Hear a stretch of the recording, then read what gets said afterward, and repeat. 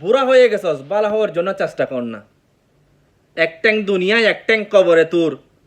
দাড়িও রাখছস, মাথায় টুবিও দিছস, পাঞ্জাবিও পরছস, মুখ দিয়া তো মৃত্যু কাজ্জাব আবু লাহাব, আবু জেহেল,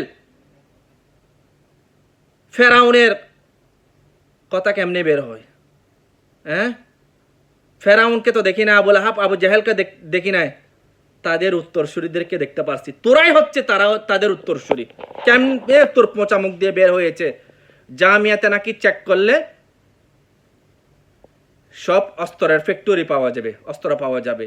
আরে বেটা, জামিয়া হচ্ছে আলেম বানানোর ফ্যাক্টরি, যেখান থেকে লক্ষ লক্ষ আলেম বের হয়। যেমন তেমন আলেম না।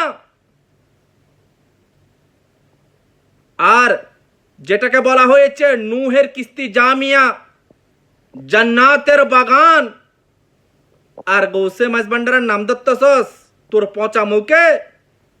গৌসে মাঝভান্ডার হচ্ছে আল্লাহর ওলি বানানোর ফ্যাক্টরি, যেখান থেকে আল্লাহর ওলির ফ্যাক্টরি বের হয়।